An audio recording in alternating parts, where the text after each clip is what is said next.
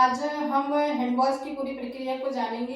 Swimmer के हिसाब से हम हैंड वॉश किस प्रकार से करना है वो हम जानेंगे। और जो स्विमर है उसमें इसमें भी 6 स्टेप है।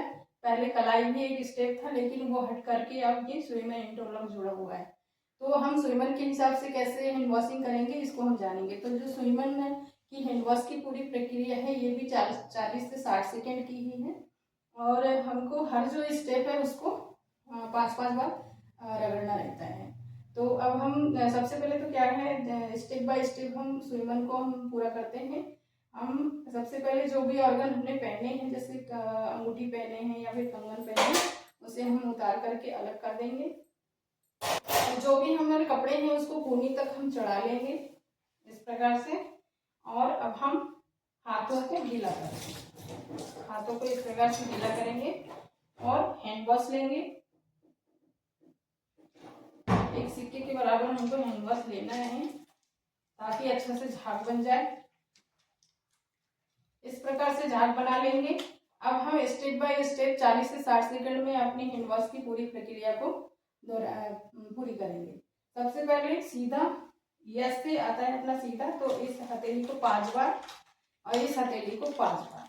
उसके बाद में यू से उल्टा हथेली के पीछे की ओर 5 बार, इस हथेली के पीछे की ओर 5 बार। फिर आई से इंटरलॉक, इस हथेली की अंगुलियों के बीचों में इस प्रकार से 5 बार और इस प्रकार से 5 बार। फिर मुट्ठी इस प्रकार से 5 बार और ये 5 बार हमको इस प्रकार से रगड़ना है। फिर है अंगूठा, अंगूठा को इस प्रकार से हमको 5 बार रगड़ना है।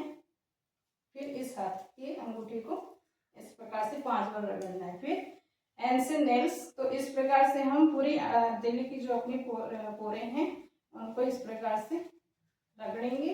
और फिर इस हाथ के नाखूनों से, ताकि जो भी जर्म्स नाखून में या फिर हथेली के पोरों में छुपे हुए हैं वो सब निकल के बाहर हो जाए।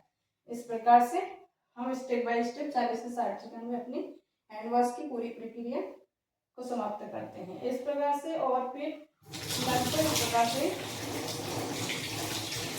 हम हाथों को अच्छी तरह से धो लें। ये है हमारी हैंड वॉश की पूरी प्रक्रिया। अब हम अपने हाथों को सुखाने के लिए ऊपर इस प्रकार से रखेंगे।